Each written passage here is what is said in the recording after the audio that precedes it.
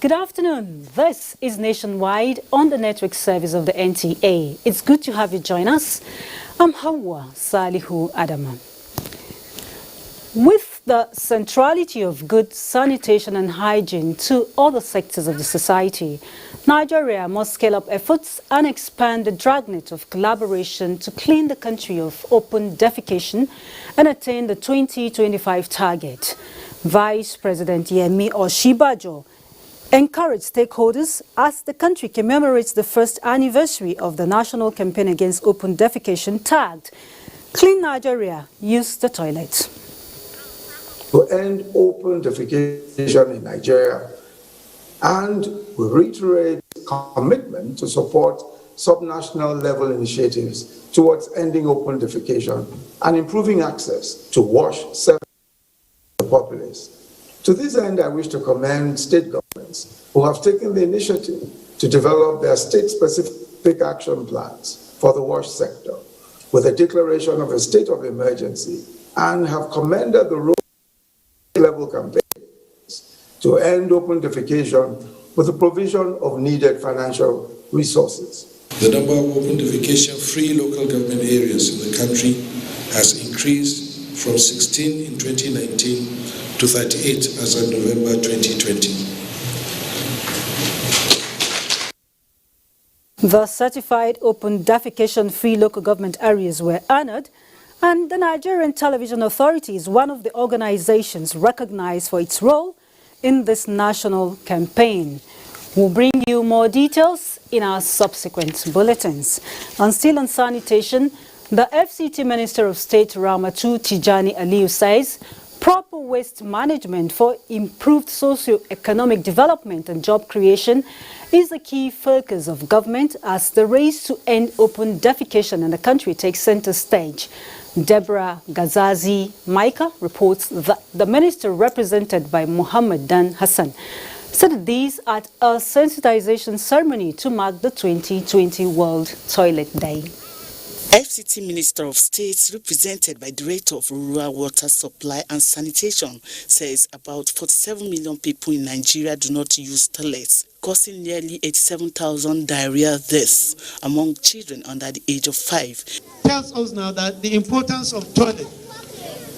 As we look at toilets in the house as a negligent or neglected issue, it is as important as having the kitchen or even the bedroom.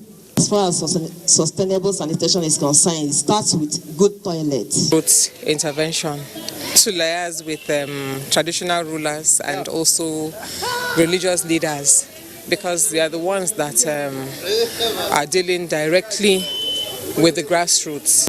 I will still request for the area council to establish public toilet within the community. In line with this, President Muhammad Buhari has launched a program that a crusade on the open defecation. Charity Zaki's experience shared on open defecation called for urgent action to tackle open defecation. World Toilet Day is a life-saving event celebrated on the 19th of November. This year's commemoration addresses sustainable sanitation and climate change. Deborah Gazaji, Micah, NTA News. To other matters now, the President of the Senate and Speaker House of Representatives at a two-day training and advocacy workshop for federal and state female lawmakers on gender-responsive legislation in Nigeria have advocated inclusion of more women in governance. John Yako completes the report. This Despite the pride of place women occupy, they are mostly excluded in governance, and this situation makes it difficult for them to contribute their quota to nation building. To change the narrative, the female lawmakers are using the program put together by the National Institute for Legislative and Democratic Studies, the United Nations Women and other partners to amplify their voice.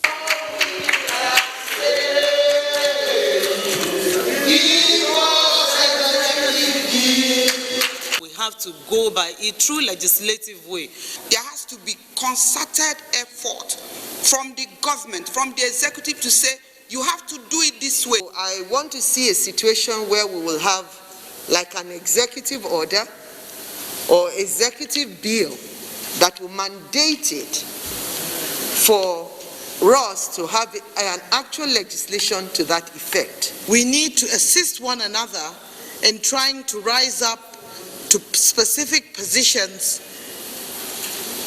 in elective offices in Nigeria. Crucial in the compositions of the legislature are women.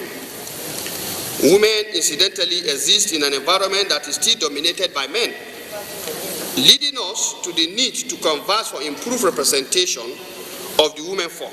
These and others underscore the importance of this capacity building workshop, which is targeted at improving participant understanding not only of legislative and governance processes, but also identifying areas of legislative intervention with regard to improving women's political participation. The two-day capacity building workshop is expected to arouse the consciousness in women to participate actively in policy and decision-making processes. John Yaku, NTA News. And in the last 12 months, 243 million women and girls around the world have been subjected to sexual and/or physical violence. Adebola Brooksling Sunday reports that President of the 75th session of the United Nations General Assembly, Volkan Bozkır, said this in a message as the world marks the 2020 16 days of activism against gender-based violence. None of us can stand by while any woman or girl lives in fear for her safety. This is the time for men and boys around the world to stand up for what is right. This is the time to change our attitudes and norms in support of gender equality and an end to violence. The annual international campaign is commemorated between November 25th and December 10th of every year, aimed at the elimination of violence against women. And since the outbreak of COVID-19, emerging data, especially from those in the frontline fight against the pandemic, shows that violence against women and girls, particularly domestic violence, has been on the increase. Achibong Basi reports that experts describe rising incidents of violence against women as a shadow pandemic in the midst of COVID-19 crisis, while suing for collective global efforts to stop further escalation. The United Nations Secretary General's declaration on Unite to End Violence Against Women campaign, a multi-year effort, aims at preventing and eliminating violence against women and girls. Orange the world. Fund, respond, prevent, collect is a theme for International Day for Elimination of Violence Against Women and Girls 2020.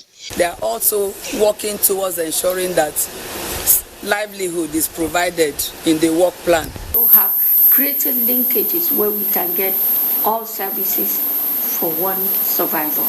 There's a lot of awareness created.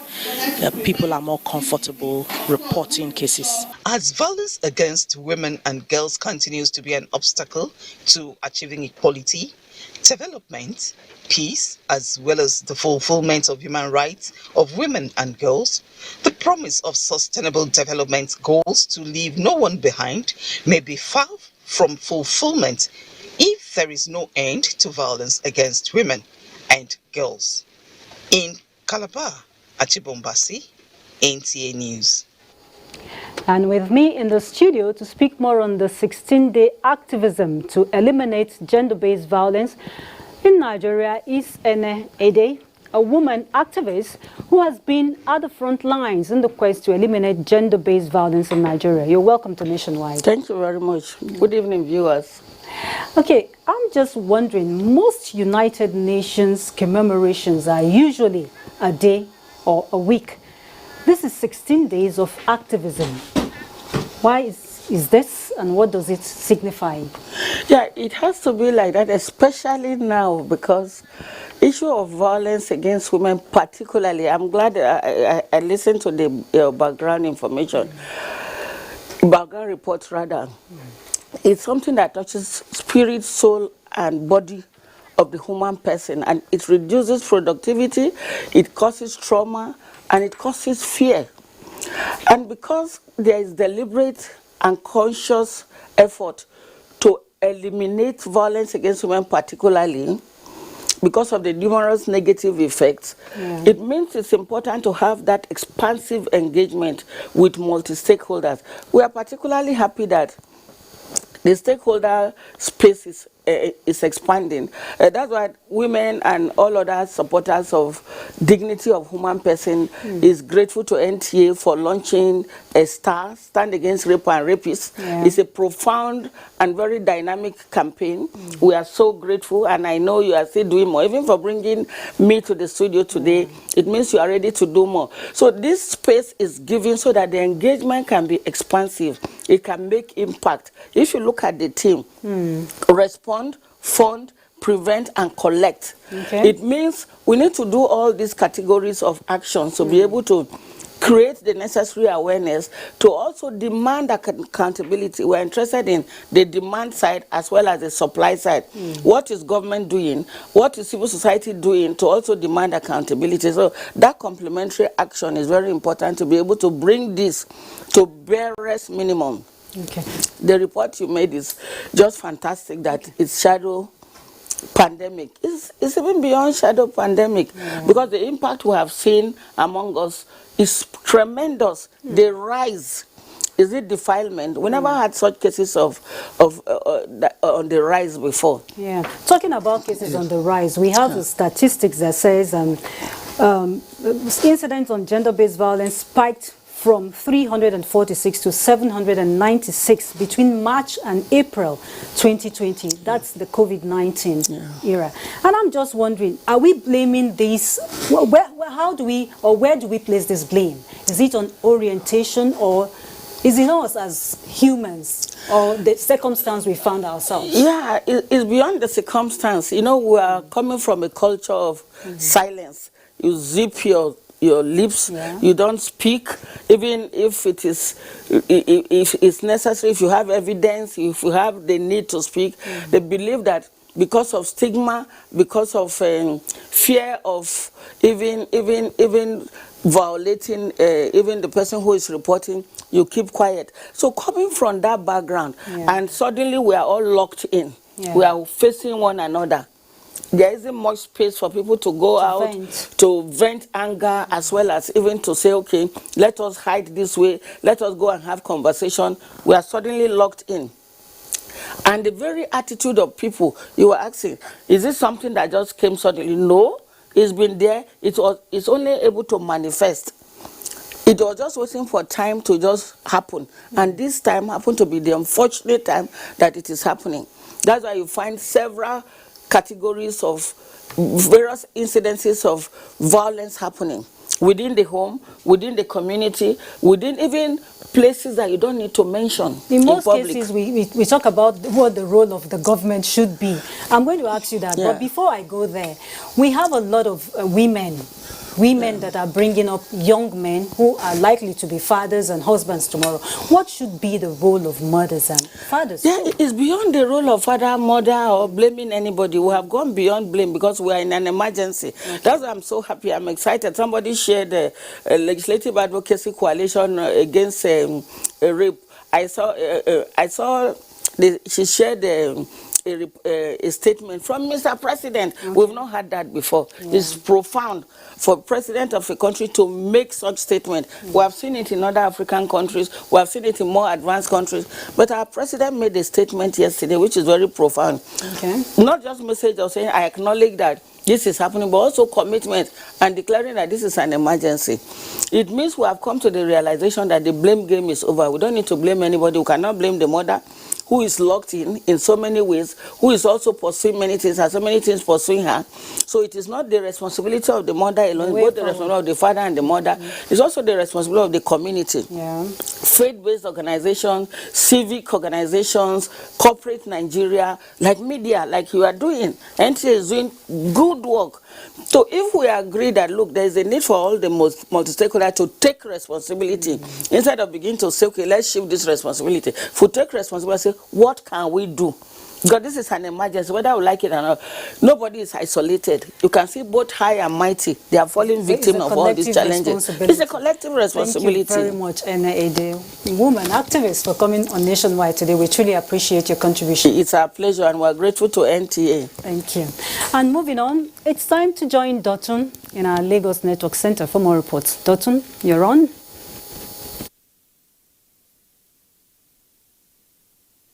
Thank you, Alwa. And still on gender-based violence, as Lagos State continues to witness alarming increase in sexual and gender-based violence, wife of Lagos State Governor Dr. Ibijoke Sanwo-Olu has pledged her commitment to partnering with her counterparts across the nation under the umbrella of the Nigeria Governor's Wives Forum in tackling the menace. Nosa Usula has details.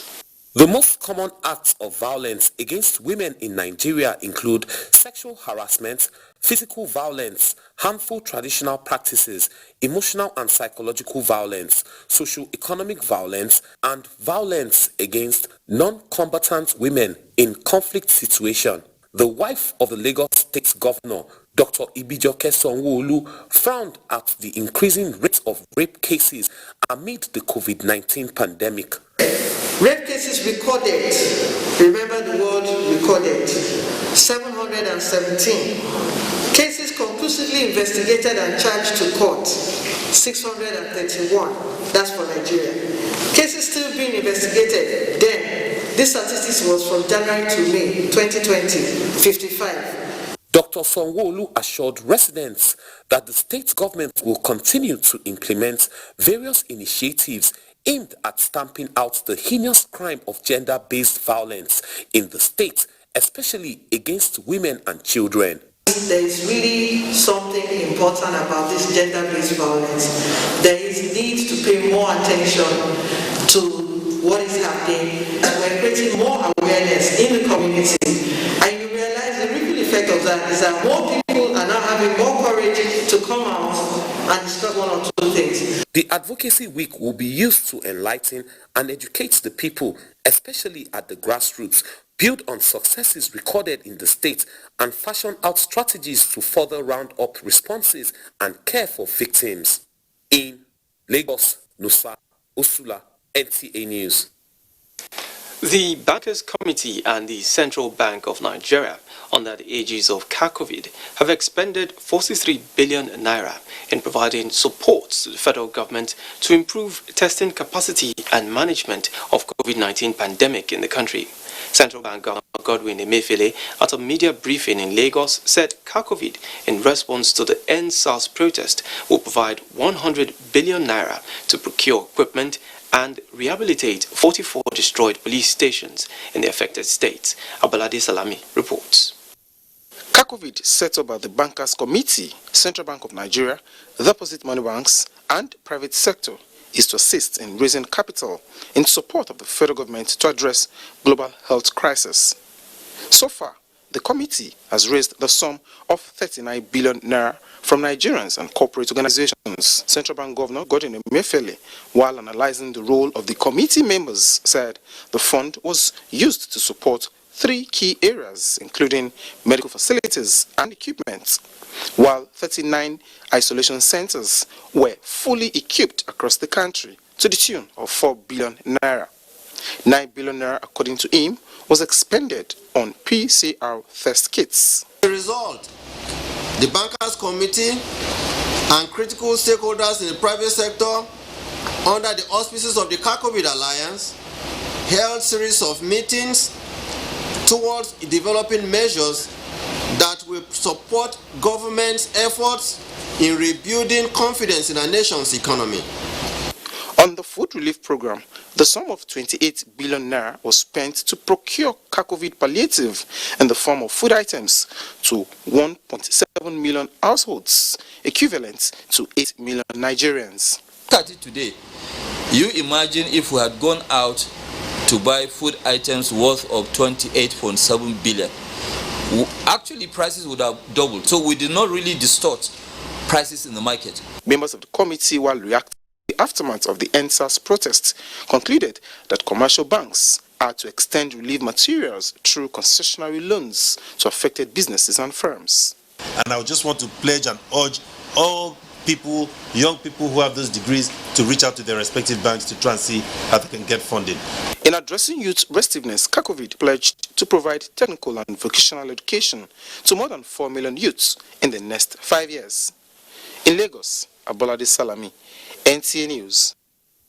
The inland waterways subsector accounts for less than 1% of the nation's gross domestic product due to several challenges despite being the safest mode of transportation. Correspondent in this report highlights efforts by boat operators, regulatory agencies and other stakeholders on how to effectively reduce both mishap and other issues on Lagos waterways for national development. More frequently, boat operators are gathered at training workshops to be enlightened about new developments in the maritime environment.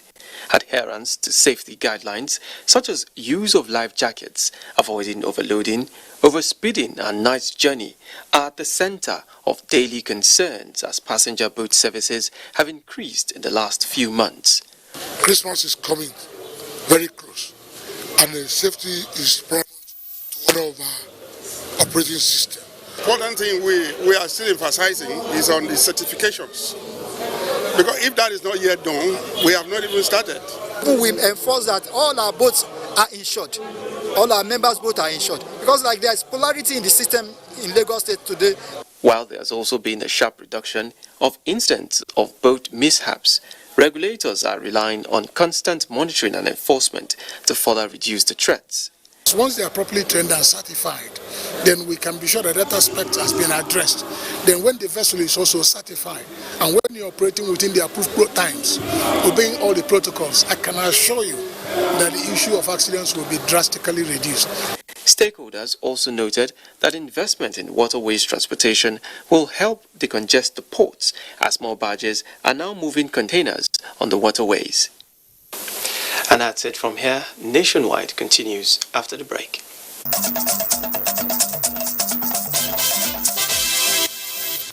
Thanks for rejoining us. It's Nationwide. The Ondo State government and its major partners have appealed to the people of Ayetoro, a riverine community in the state, that the ocean surge ravaging parts of the area will soon be put to check. The State Commissioner for Environment, Funsho Esson, said these while reacting to the extent of damage to property and other means of livelihood. Over now to Olubukola Aduo. Ayetoro, an island community in the Nigerian local government area of Ondo State, was founded in 1947. Ayetoro has been in the news lately as a troubled town of about 12,000 people ravaged by a rampaging Atlantic Ocean that has almost eaten up about 3/4 of the community. The devastating effect is happening almost every day. The streets of the community are now filled with debris from the ocean that has destroyed homes, businesses, and schools. The structure of the school is what gives the community a major concern, and that is why elders of the town are appealing for help. SOS, save our soul. We have nowhere to go. We have no boats. We have nothing. Ondo State government says a number of steps have been taken in conjunction with the federal government and relevant international institutions to rescue Ayetoro and its people from further destruction by the ocean. The state government have been able to secure some funds through the intervention of the World Bank, and that the money, even though it's not enough, that the state government is going to support, and the federal government is willing to do so also. The residents expressed hope that the various efforts being made by the government will yield positive results. From Ayetoro in Ilaje local government area of Ondo State, Olubukola Aduwo, NTA News. And the Abuja state government is working to make the state destitute-free and gathering the destitutes in the state with a view to training them in basic skills and keeping them off the streets. This was during sensitization campaigns in Umuahia and Aba, where they were given pep talks and fed before being moved to the Women Development Center, Umuahia. Steve Lonai Nwokolo completes the report. The sensitization rally took the officials of the Ministry of Women Affairs to major streets in Umuahia and two strategic points in Aba, where the destitutes and beggars usually cluster. We are against the young children, instead of going to school, they are begging. It is not allowed in Abia State. The sensitization drive tagged Free Abia State of Destitutes and Beggars is being driven by the State Ministry of Women Affairs to foster street urchins from being used as ready tools to foment trouble in the state. The sensitization took the form of friendship, feeding, and appeal for them to agree to be trained. Some of the destitutes resisted the effort, while others willingly accepted the initiative. I want to be doctor, soldier. The government has taken wisely because these people are causing nuisance. After today, these people will have something doing. And this is one of the solutions. We bring them together, we tell them what we want to do, and then we try to engage them. With this development now, it means we are integrating them back into the society. It is expected that after this option of housing, feeding, and training, beggars found on the streets will not be tolerated. In Umuahia, Steve Lonai Nwokolo, NTA News. And Zenret is on standby in Jos with more reports. Good afternoon to you. Hawa, and thank you for joining us in Jos. The Jos Museum and Monument, one of the largest historical sites in Nigeria, if adequately harnessed, has the capacity for a huge source of revenue to boost economic development. The Director General of the National Commission for Museum and Monument gave this indication while on assessment tour of the Jos Museum. Mary Domtor reports.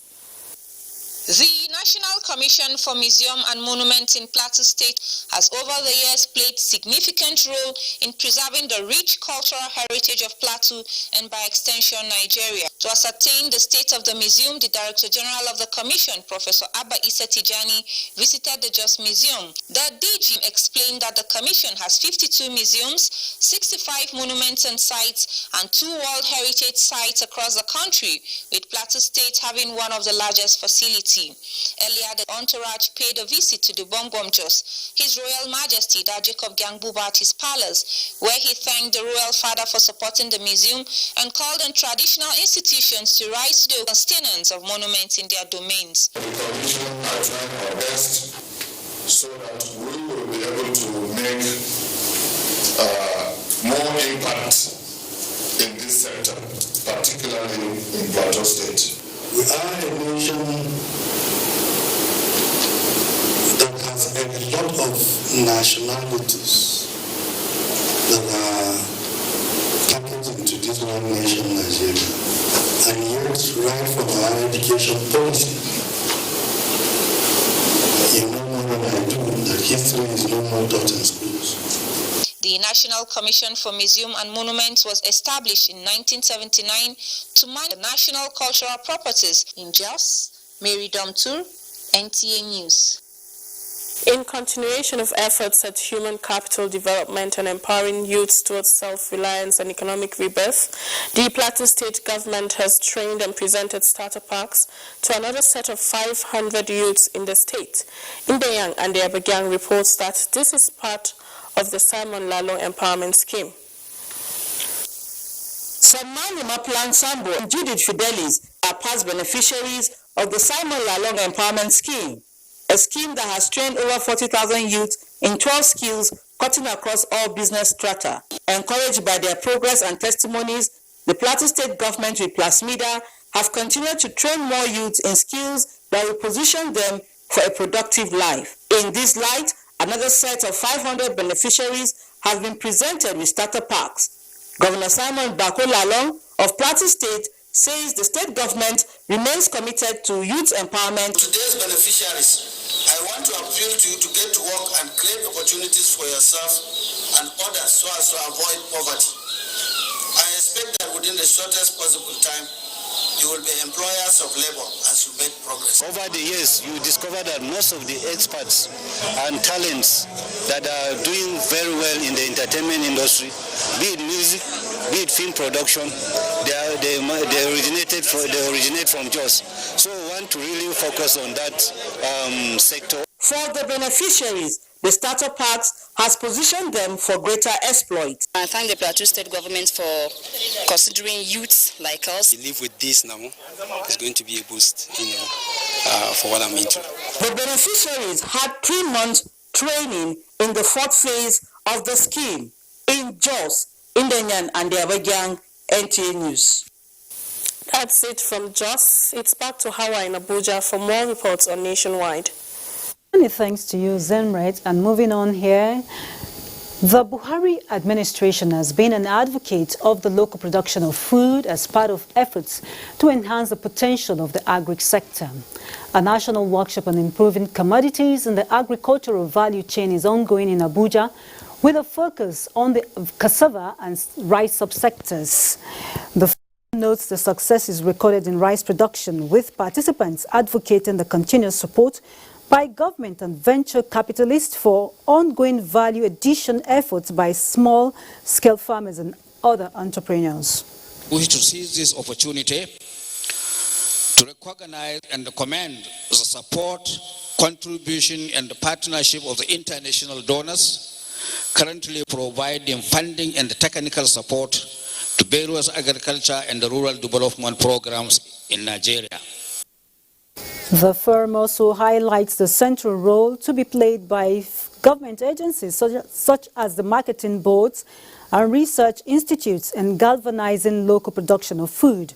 Rice and palm oil are among food commodities restricted by the government from accessing foreign exchange for importation to encourage local production. Ahead of the Yuletide, the Federal Ministry of Works and Housing has mobilized the contracting firm handling the Owerri-Aba Road dualization project back to site. Kingsley Ononiwu, just back from the area, has the details. The 11-kilometer dualization of a portion of the Owerri-Aba Road was awarded in 2012 by the federal government with no major success recorded. The mobilization of the contracting firm back to site by the federal government, according to the Deputy Director, Highways, Southeast, Federal Ministry of Works and Housing, is to reduce the frequent road crashes usually experienced during the end of year festivities. We want to ensure that the contractors take care of all those black spots where accidents are prone, all those isolated potholes, all the areas where it's likely to cause build-up or hold-up. Decided to reduce the scope by scraping this one also, scraping the existing one, making it a new road in addition to the existing, the new road that is being constructed. So that the 11-kilometer road will be completely 2 new roads. The Deputy Project Manager of the contracting firm, Ahmed Hussein, assures of timely completion of the project now that the funds have been made available. I'm sure I can assure you that by the next dry season, the picture will be completely different. The Owerri-Aba Highway is a major link road connecting Imo to Abia and other southeast and south states. In Owerri, Kingsley Ononiwu, NTA News. Still on infrastructural development, the federal government is taking steps to ensure roads under construction are motorable during the Yuletide. Already, intervention works are in progress on major federal roads in Akwa Ibom State. Clement Barikwi has more.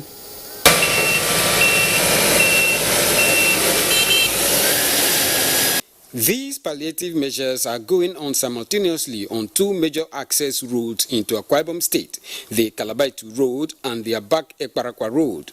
The repairs on Kalabaitu Road for motorists is particularly a relief considering the bitter experience of last year, where they had to spend days on the road due to heavy traffic caused by failed portions of some sections of the road. It's only the youth who normally excavate the road to enable us gain access to wherever we are going to.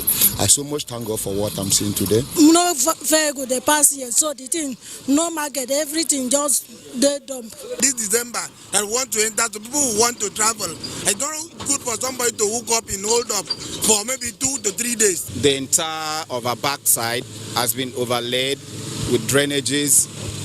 The surface dressing is still ongoing. The intervention work, when completed, will ease vehicular movement on the two roads, which contracts have already been awarded. So those areas, we are trying to make them motorable so that vehicles will have unimpeded movement. We will try our best to make this route motorable, and we already have a design elevation. The ongoing projects are expected to last up to December 5, 2020 in Uyo. Clement Barikui, NTA News. And the nationwide train moves to Ibadan now, where the campaign is against cultism. Kemi is our guide. Hello, Kemi. And welcome to Ibadan. Rather than to perceive cultism as a problem of the youths, the society, especially parents and the older generation, must take responsibility and join security agencies in building effective solidarity against the menace. This is the consensus among speakers at the official launch of the Ogun State Police campaign against cultism and other vices in Abeokuta. Adeni Taiwo has more. In Ogun State alone, about 432 suspected cultists were arrested and prosecuted in 2019, and that is a major source of concern for the police and other stakeholders who gathered in Abeokuta for the official launch of police campaign against cultism and other vices, Pokakov. They identified poor parenting, arms proliferation, and manipulation of mind through the social media as some of the factors promoting cultism among youths. We just have to fight very, very strenuously to nip it in the bud. And I think we can really rehabilitate some of them. We don't look down even on the junior ones because that is where they start and you don't even notice it. Our children of today are not having role models again. Who are the role models? Identifying Pokakov as a community-driven solution to the menace of cultism through sensitization and mentoring. If they have an understanding that their tomorrow is ruined by their choices today, they may change. So talk to them, talk with them, don't talk down on them. Highlights of the launch was the inauguration of the NYSC unit of Pokakov by the Inspector General of Police with a mandate to reach out and positively influence young members of their host community. Pokakov was first inaugurated in Abuja by the Inspector General of Police on August 29, 2019. In Abeokuta, Adeni Taiwo, NTA News. The motion for financial independence for the judiciary system in Nigeria took the center stage at the 4th National Delegate Conference of the Judiciary Staff Union of Nigeria, held in Ibadan, the Oyo State capital. Kayode Oladoshu reports.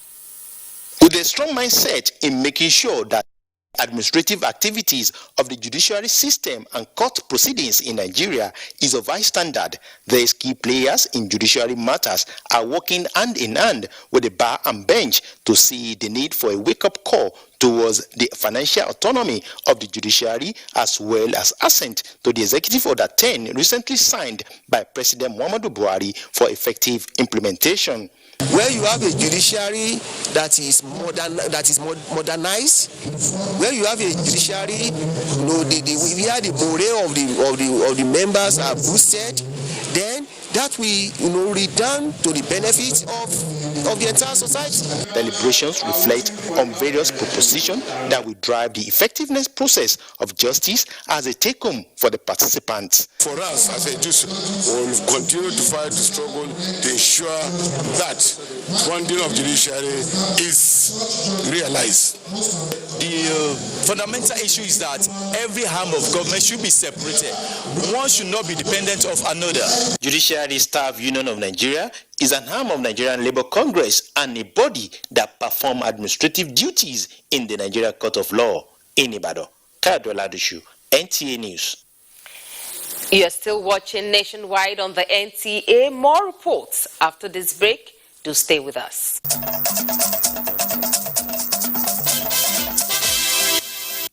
Thanks for rejoining Nationwide, and we still have more on the 16-day activism to end gender-based violence. Let's now take you to Sokoto, where Abdul Rahman will give us details of activities in the state and other reports. Hello, Abdul Rahman.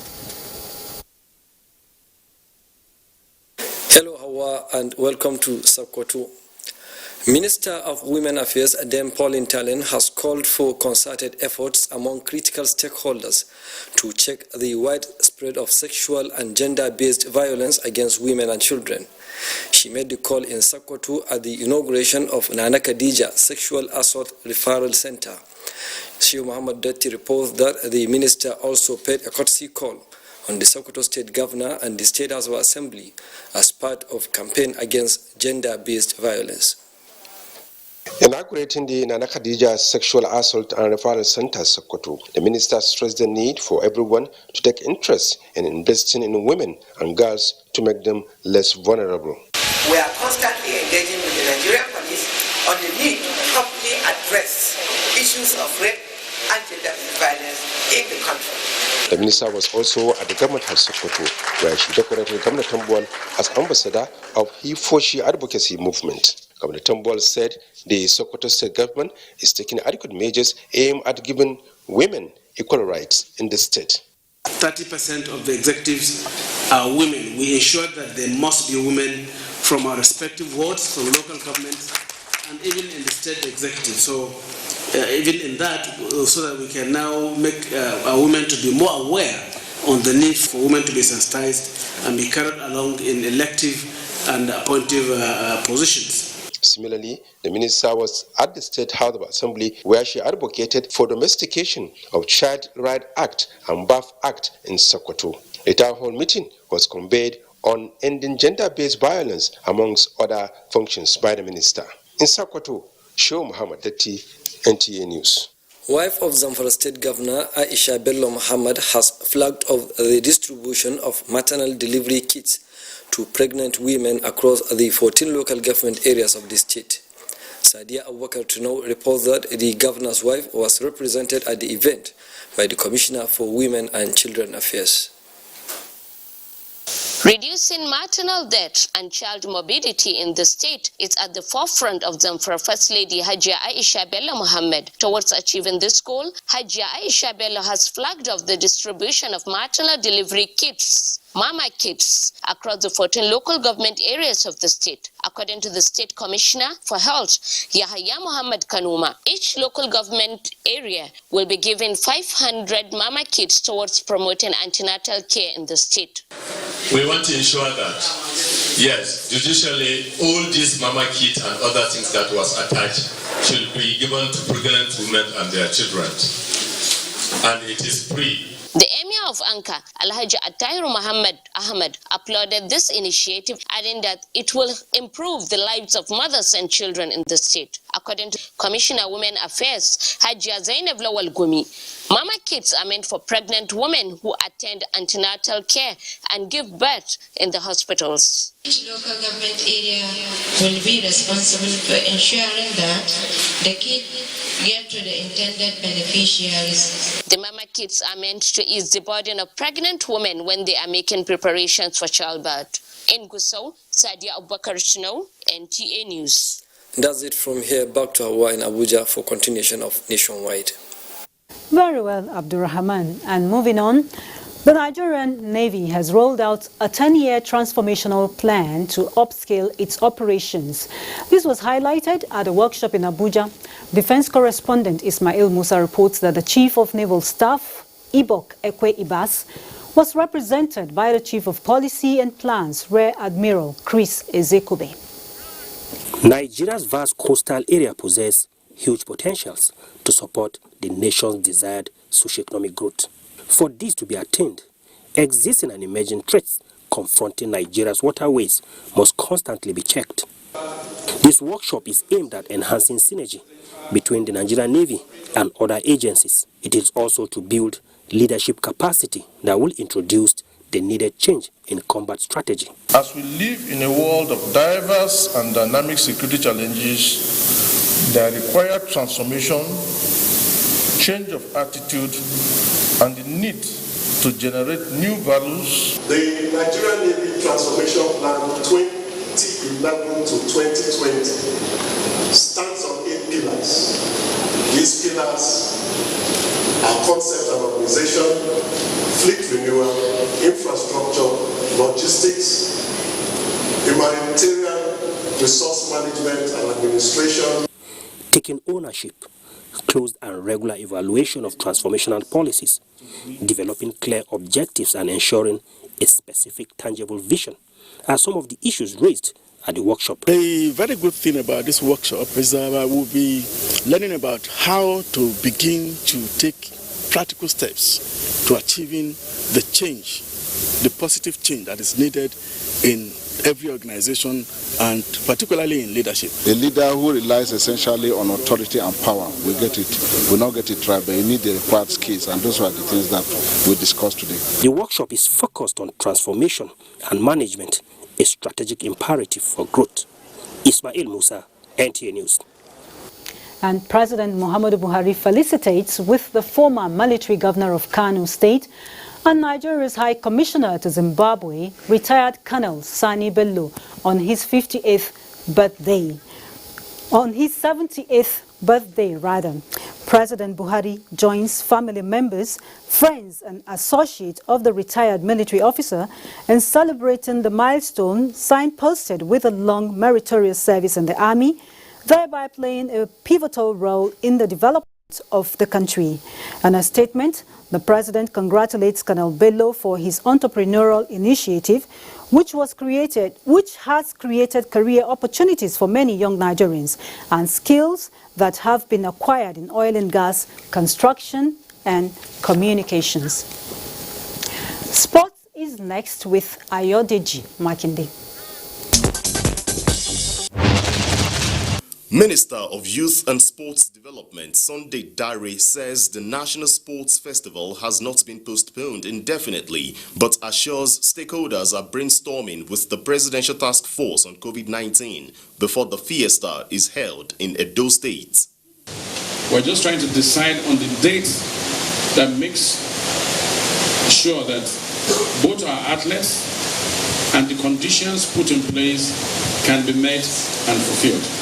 Meanwhile, a convergence of administrators and experts have called for improved welfare for athletes and infrastructure management at a colloquium to mark the 2020 FCT Swan Week in Abuja with the theme, New Sports Policy, Emerging Opportunities for the Sporting Media in a Changing World. A lot of these players were discovered during the National Youth Games. Today, they are now beginning to be champions in their clubs. In basketball, Nigeria's D Tigers secured a 76-56 points victory over South Sudan in their first game in Group D of 2021 Men's Afro-Basket qualifiers ongoing in Kigali.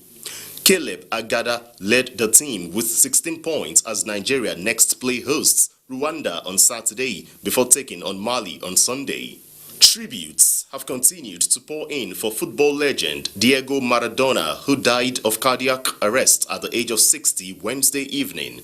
Leading the global tributes to the late Argentine great is another legend, Pelé, who hopes to play football together in the sky with Maradona. Lionel Messi, Cristiano Ronaldo, sports clubs, national associations, regional confederations have joined thousands who are mourning after his remains arrived at the presidential palace in Buenos Aires, Argentina. With sports update, Ayodeji Makinde, NTA News. Many thanks, Ayodeji. President Muhammadu Buhari joins the academia, home and abroad, in mourning the passing of a renowned scholar, writer and publisher, Dr. Peter Eke, whose Research and publications on African politics and history continue to provoke new insights on issues that shape development. President Buhari sends condolences to family members, friends and professional colleagues of the scholar who contributed to educational development in Nigeria and Africa. The president says the African American Studies professor will be remembered for the courage and forthrightness he displayed in championing the African cause through diligent research, writing and public speaking in conferences across the world. He prays that the Almighty God grants Dr. A.K.'s soul peaceful rest and comfort his family. And that's Nationwide today. We thank you very much for being part of it. Enjoy the rest of the day. Good evening.